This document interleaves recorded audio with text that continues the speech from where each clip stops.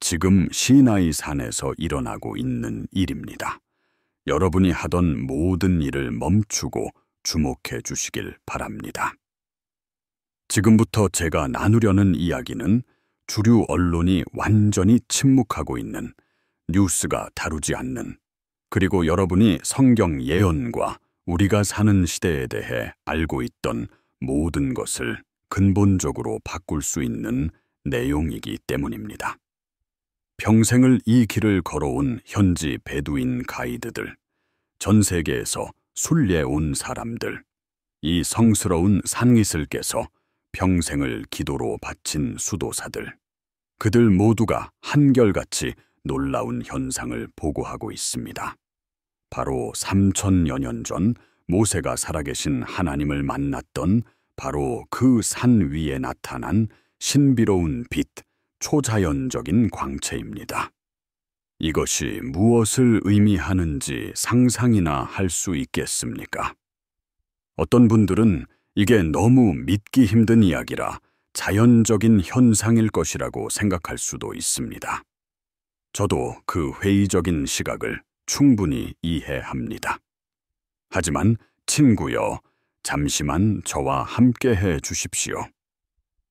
앞으로 여러분이 발견하게 될 내용은 여러분에게 소름을 돋게 하고 존재의 핵심까지 뒤흔들며 우연이라고 생각했던 모든 것에 의문을 제기하게 만들 것입니다. 저는 지금 시나이 산에서 무슨 일이 일어나고 있는지 정확히 설명하고 이 순간과 연결된 성경의 예언들을 보여드리며 수천 년 동안 성경 속에 숨겨져 있던 패턴들을 드러내고 이것이 왜 우리 세대의 가장 중요한 예언적 징조 중 하나가 될 수 있는지를 증명해 보이겠습니다. 저와 함께 이 장면을 상상해 보십시오. 여러분은 지금 광활한 시나이 광야에 서 있습니다. 이곳은 지구상에서 가장 황량하고 척박하며 고립된 장소 중 하나입니다. 해가 막 지평선 아래로 넘어가며 하늘을 짙은 보라색과 주황색으로 물들이고 있습니다. 낮에 타는 듯한 더위는 사막의 혹독한 추위로 빠르게 바뀌고 있습니다. 침묵은 너무도 깊어 압도적일 정도이며 자신의 심장 박동 소리마저 의식하게 만드는 그런 종류의 침묵입니다.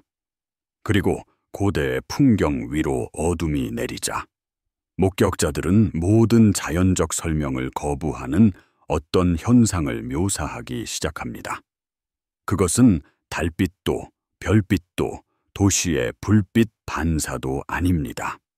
사방 수마일 안에는 도시가 없기 때문입니다. 차량의 불빛도 모닥불도 쉽게 설명할 수 있는 그 어떤 것도 아닙니다. 그것은 바로 시나이 산 정상, 하나님의 산, 호렙산, 하늘과 땅이 입맞춘 바로 그곳에 나타나는 빛, 광채, 발광체입니다.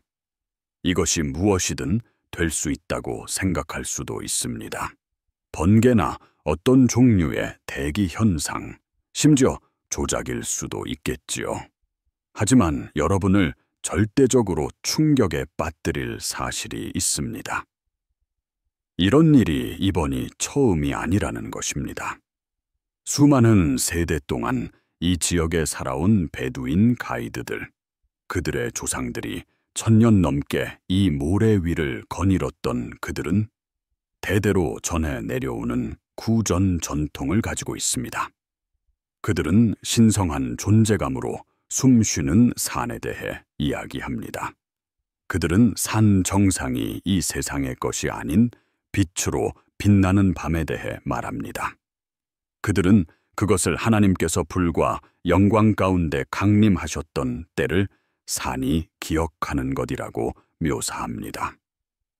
6세기의 시나이 산 바로 기슭에 세워진 세계에서 가장 오래된 기독교 수도원 중 하나인 성 캐서린 수도원의 수도사들은 전소 500년이 넘는 기간 동안에 고대 필사본과 증언들을 기록으로 보관하고 있습니다.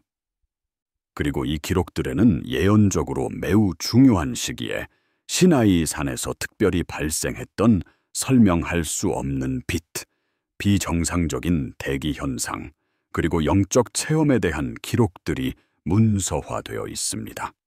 소름이 돋지 않습니까? 마땅히 그래야 합니다.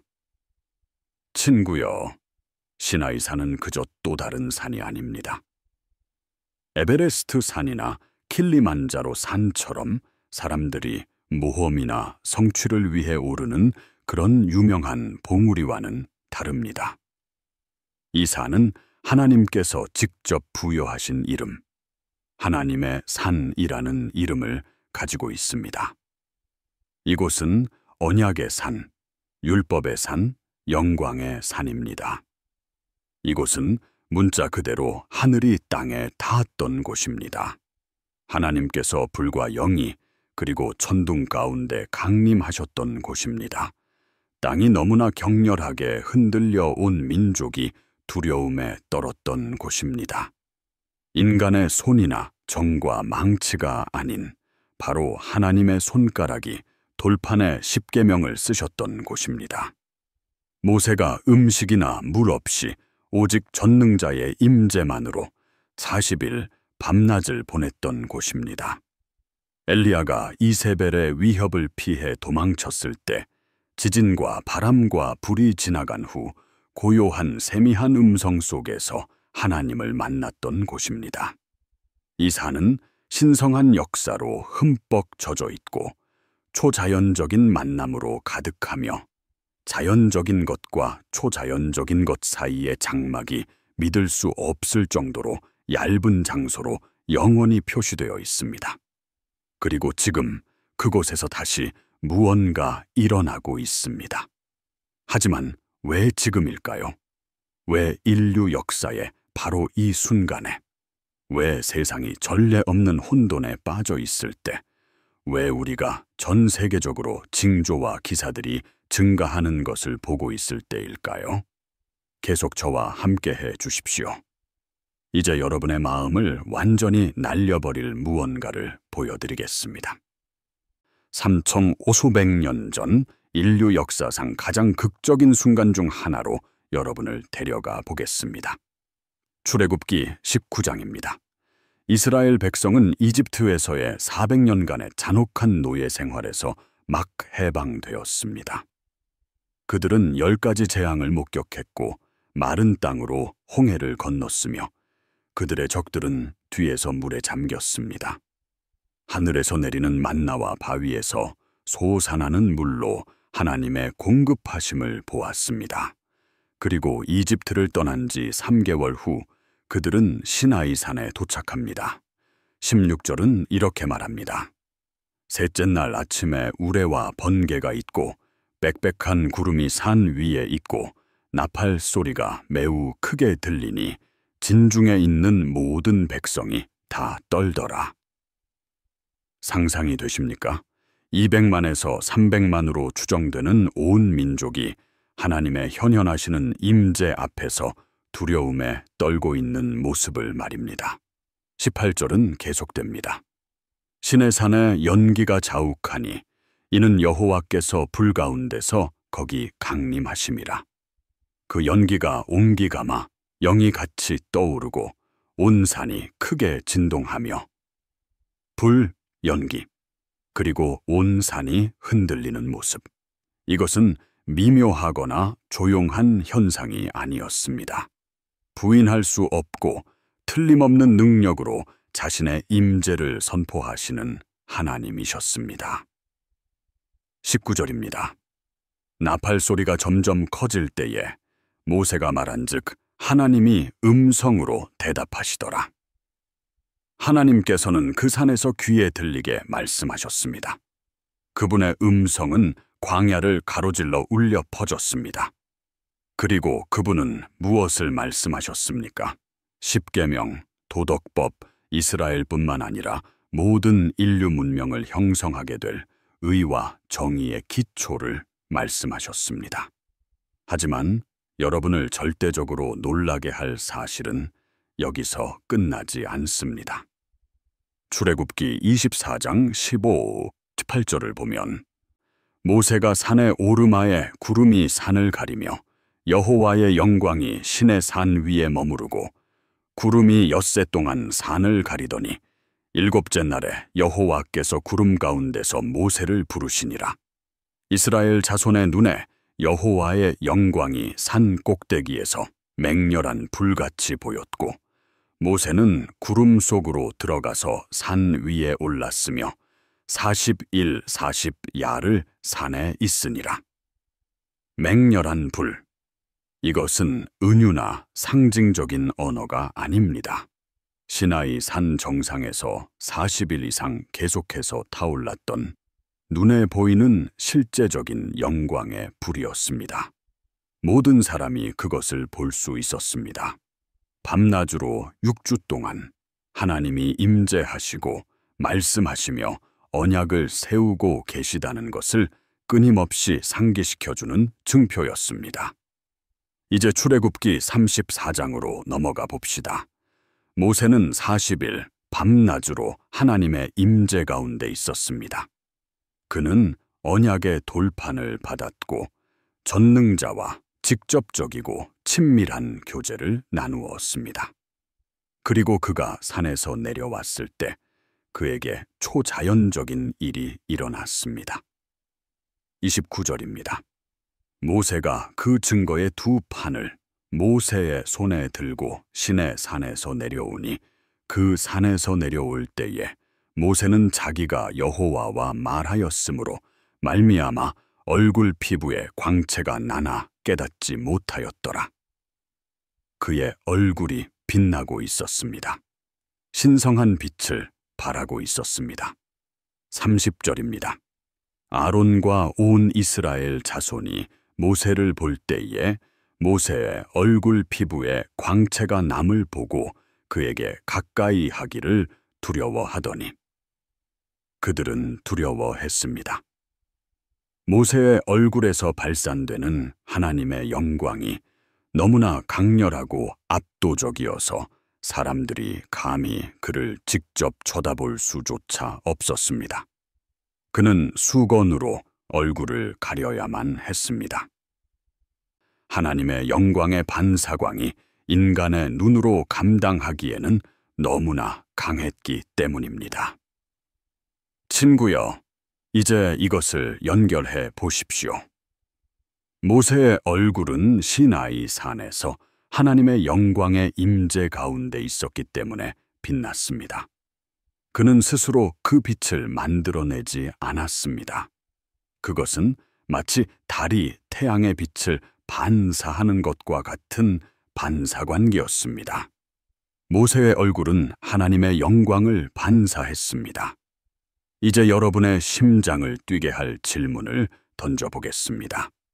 만약 오늘날 시나이 산 위에 나타나는 빛이 3000여 년 전 그 산에서 불과 영광 가운데 나타나셨던 하나님께서 다시 한번 놀라운 일을 행하실 것이라는 징조, 예언적인 메아리, 신성한 상기, 초자연적인 선포라면 어떻게 하시겠습니까? 만약 하나님께서 우리를 그 산으로, 그 순간으로, 그 만남으로 다시 데려가셔서 그분이 누구이신지, 무엇을 하실 수 있는지, 그리고 우리 세대에 무엇을 하실 것인지를 상기시켜 주시는 것이라면 어떨까요? 제가 무슨 말을 하려는지 아시겠습니까? 이 예언적 퍼즐의 또 다른 조각을 보여드리겠습니다. 구약의 마지막 구절인 말라기 4장 5절 6절에서 하나님은 놀라운 선포를 하십니다. 보라, 여호와의 크고 두려운 날이 이르기 전에 내가 선지자 엘리야를 너희에게 보내리니 그가 아버지의 마음을 자녀에게로 돌이키게 하고 자녀들의 마음을 그들의 아버지에게로 돌이키게 하리라. 돌이키지 아니하면 두렵건대 내가 와서 저주로 그 땅을 칠까 하노라 하시니라. 크고 두려운 날, 주님의 재림의 날이 오기 전에 한 선지자 엘리야와 같은 사역자가 올 것이라고 하십니다. 사람들을 하나님께로 다시 부르고 관계를 회복하며 길을 예비할 사람입니다. 그리고 엘리야는 그의 사역 중 가장 강력한 순간 중 하나에 어디서 하나님을 만났습니까? 열왕기상 19장 바알의 선지자들과의 대결 후 이세벨이 그의 생명을 위협한 후 그가 두려움과 절망 속에서 광야로 도망친 후입니다. 8절입니다. 이에 일어나 먹고 마시고 그 음식물의 힘을 의지하여 40주 40야를 가서 하나님의 산 호렙에 이르니라. 호렙, 바로 시나이 산의 다른 이름입니다. 모세가 하나님을 만났던 바로 그 산, 신성한 현현의 바로 그 장소입니다. 그리고 그곳에서 무슨 일이 일어났습니까? 11주 13절입니다. 여호와께서 이르시되 너는 나가서 여호와 앞에서 산에 서라 하시더니 여호와께서 지나가시는데 여호와 앞에 크고 강한 바람이 산을 가르고 바위를 부수나 바람 가운데에 여호와께서 계시지 아니하며 바람 후에 지진이 있으나 지진 가운데에도 여호와께서 계시지 아니하며 또 지진 후에 불이 있으나 불 가운데에도 여호와께서 계시지 아니하더니 불 후에 세미한 소리가 있는지라. 엘리야가 듣고 겉옷으로 얼굴을 가리고 나가 굴 어귀에 서매. 바람, 지진, 불, 그리고 그 후에 들려온 하나님의 고요한 세미한 음성. 같은 산, 같은 신성한 임재, 같은 초자연적 현현의 패턴. 이것은 우연이 아닙니다, 친구요. 이것은 무작위적인 사건이 아닙니다. 이것은 신성한 조율입니다. 이것은 하나님께서 시나이 산이 항상 그분이 자신을 드러내시고 그의 백성에게 말씀하시며 그의 예언적 시간표를 진행시키는 장소였음을 우리에게 보여주시는 것입니다. 그리고 만약 그분이 우리 세대에 지금 그곳에서 무언가를 하고 계시다면 우리는 주의를 기울여야 합니다. 구약에서 신약으로 시나이 산에서 또 다른 산으로 모세와 엘리야에게서 예수 그리스도께로 시선을 옮겨봅시다. 마태복음 17장 1, 5절. 이것은 성경 전체에서 가장 신비롭고 영광스러운 순간 중 하나인 변화산 사건입니다. 엿새 후에 예수께서 베드로와 야고보와 그 형제 요한을 데리시고 따로 높은 산에 올라가셨더니 그들 앞에서 변형되사 그 얼굴이 해같이 빛나며 옷이 빛과 같이 희어졌더라. 잠시 멈추십시오. 그의 얼굴이 해같이 빛났습니다. 촛불이나 등불이 아니라 우리가 아는 가장 밝고 강력한 광원인 태양처럼 말입니다. 마치 모세가 시나이 산에서 하나님의 임재 가운데 있다가 얼굴에 광채가 났던 것처럼 예수님의 얼굴은 바로 하나님의 영광으로 빛났습니다. 하지만 여기에는 결정적인 차이가 있습니다. 모세는 하나님의 영광을 반사했지만 예수님은 바로 그 영광 자체이십니다. 모세는 빛을 빌렸지만 예수님은 빛 그 자체이십니다. 모세는 하나님의 집의 종이었지만 예수님은 하나님의 집의 아들이십니다. 그런데 다음에 일어나는 일을 보십시오. 3절입니다. 그때에 모세와 엘리야가 예수와 더불어 말하는 것이 그들에게 보이거늘. 모세와 엘리야, 구약의 가장 위대한 두 선지자, 시나이 산에서 하나님을 만났던 두 사람, 초자연적인 능력, 신성한 계시, 그리고 예언적 권위로 특징 지어지는 사역을 했던 두 사람. 그들이 변화산에서 예수님과 대화를 나누고 있습니다. 누가복음은 그들이 무엇에 대해 논의하고 있었는지 알려줍니다. 누가복음 9장 31절입니다. 장차 예수께서 예루살렘에서 별세하실 것을 말할세.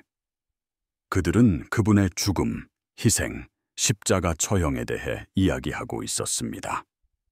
율법, 모세과 선지자, 엘리야가 가리켰던 모든 것의 궁극적인 성취에 대해서 말입니다. 패턴이 형성되는 것이 보이십니까? 하나님께서 과거, 현재, 그리고 미래를 어떻게 함께 엮고 계시는지 보이십니까? 모세는 시나이 산에서 율법을 받았고 예수님은 십자가에서 율법을 완성하셨습니다. 모세의 얼굴은 반사된 영광으로 빛났고 예수님의 얼굴은 본래의 영광으로 빛났습니다. 모세는 이스라엘을 육체적 속박에서 이끌어냈고 예수님은 우리를 영적 속박에서 이끌어내십니다. 하지만 제 마음을 완전히 사로잡는 것은 고린도후서 3장에서 바울이 하는 이 놀라운 비교입니다. 그는 이스라엘 백성이 그 영광을 감당할 수 없어서 모세가 얼굴에 수건을 쓴 것에 대해 이야기합니다. 그리고 7, 8절에서 이렇게 말합니다. 돌에 써서 새긴 죽게 하는 율법 조문의 직분도 영광이 있어 이스라엘 자손들이 모세의 얼굴에 없어질 영광 때문에도 그 얼굴을 주목하지 못하였거든. 하물며 영의 직분은 더욱 영광이 있지 아니하겠느냐. 더욱 영광스럽다. 모세가 경험했던 영광은 그리스도 안에서 드러날 영광의 그림자, 예고편, 작은 맛보기에 불과했습니다. 그리고 18절입니다. 우리가 다 수건을 벗은 얼굴로 거울을 보는 것 같이 주의 영광을 보매 그와 같은 형상으로 변화하여 영광에서 영광에 이르니 곧 주의 영으로 말미암음이니라. 우리 모두 모세만이 아니라 선지자나 제사장만이 아니라 초영적인 성도들만이 아니라 예수 그리스도를 믿는 우리 모두가 그의 영광을 볼 수 있고 그의 영광으로 변화될 수 있으며 그의 영광을 반사하고 그의 임재를 어두운 세상 속으로 가져갈 수 있습니다. 이제 이것을 다시 시나이 산으로 가져와 봅시다. 친구여, 제 마음을 긴급함으로 불타오르게 하는 것이 바로 이것입니다. 우리는 세상이 전례 없는 혼돈에 빠진 시대에 살고 있습니다.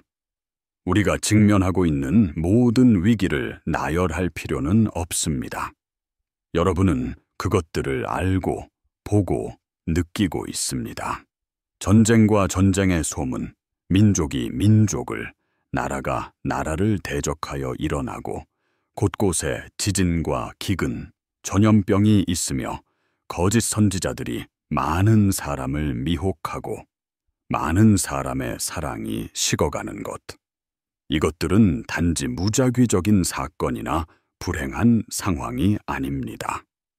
이것들은 예수님께서 마태복음 24장에서 산고의 시작으로 묘사하신 바로 그 징조들, 그분의 재림이 가까이 왔다는 징조들입니다. 그리고 바로 이 역사적 순간에 시나이 산에서 신비로운 빛이 나타났습니다. 하나님의 산, 언약의 산, 율법의 산, 부인할 수 없는 능력으로 하나님의 영광이 나타났던 바로 그 산에서 말입니다. 저는 제 모든 것을 다해 이렇게 믿습니다. 하나님께서 우리에게 메시지를, 경각심을, 신성한 알람 시계를 보내고 계십니다. 그분은 자신이 누구이며 무엇을 하셨고 또 무엇을 하실 것인지를 우리에게 상기시켜주고 계십니다. 그분은 이렇게 말씀하고 계십니다. 나는 시나이 산에서 영광 가운데 나타났고 내 율법을 주었으며 내 언약을 세웠고 내 거룩함을 드러냈다. 그리고 나는 오늘도 동일한 하나님이다. 내 말은 여전히 유효하고 내 약속은 여전히 참되며 내 영광은 여전히 실제한다. 그리고 나는 다시 영광 가운데 나타날 것이다. 이번에는 시나이 산이 아니라 모든 눈이 나를 볼 구름 가운데서 나타날 것이다. 시나이 산의 빛은 마치 하나님께서 횃불을 밝히고 깃발을 올리며 나팔을 불어 내 백성아 깨어나라, 준비하라, 마음을 예비하라. 내가 곧 가리라고 말씀하시는 것과 같습니다. 친구여, 이것을 신중하게 생각해 보십시오. 출애굽기 24장 17절은 시나이 산의 광경을 묘사하며 이렇게 말합니다. 이스라엘 자손의 눈에 여호와의 영광이 산 꼭대기에서 맹렬한 불같이 보였고, 소멸하는 불, 하나님의 임재를 나타내는 눈에 보이고, 틀림없으며 부인할 수 없는 징표. 숨겨지거나 비밀스럽거나 신비로운 것이 아니라 명백하고 강력하며 압도적인 것이었습니다. 그리고 1400여 년 후에 기록된 히브리서 12장 29절에서 신약은 우리에게 상기시켜 줍니다. 우리 하나님은 소멸하는 불이심이라. 같은 불, 같은 영광, 어제나 오늘이나 영원토록 동일하신 같은 하나님. 그분은 엘리야가 바알의 선지자들에게 도전했을 때 갈멜 산의 제물을 소멸하셨고, 성막과 성전의 번제물을 소멸하셨으며 오순절날 불의 혀같이 나타나셨습니다. 그리고 예수님께서 재림하실 때 불꽃 가운데 오실 것입니다. 불은 그분의 거룩함, 순결함, 능력, 심판, 그리고 임재를 상징합니다. 그리고 만약 지금 시나이 산에서 불 또는 불을 닮은 빛이 나타나고 있다면 하나님께서는 우리에게 무엇을 말씀하시려는 것일까요?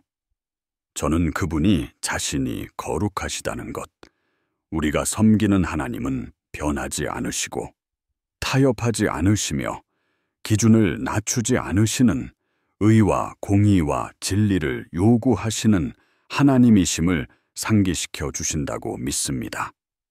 저는 그분이 우리를 세상으로부터의 구별, 거룩함, 그리고 예비로 부르신다고 믿습니다.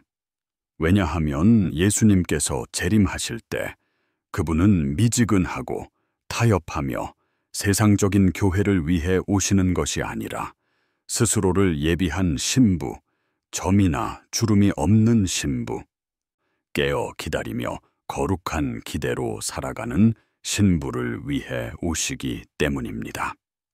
이제 그 긴급함, 그 거룩한 기대감, 무언가 일어날 것만 같은 영혼의 떨림을 느끼기 시작하셨습니까? 이제 우리가 목격하고 있는 것의 예언적 중요성에 대해 더 깊이 들어가 보겠습니다. 성경에는 대부분의 사람들이 놓치는 패턴이 있습니다. 하나님께서 사안을 신성한 만남, 언약 체결, 그리고 예언적 계시의 장소로 사용하시는 패턴입니다.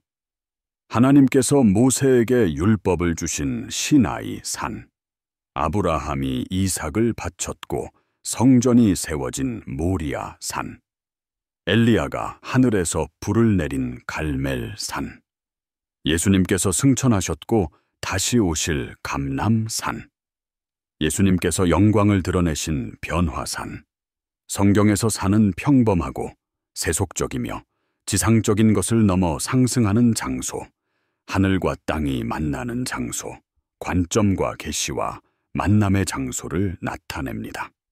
그리고 시나이 산은 이 패턴에서 특별한 위치를 차지합니다. 왜냐하면 그곳은 언약의 산이기 때문입니다. 하나님께서 이스라엘과 관계를 맺으시고 축복과 저주의 조건을 제시하셨으며 그분의 성품과 거룩함, 요구사항을 드러내신 곳입니다. 여기 심오한 사실이 있습니다. 옛 언약은 시나이 산에서 주어졌습니다. 돌판에 쓰인 율법, 행위와 순종과 희생의 언약이었습니다.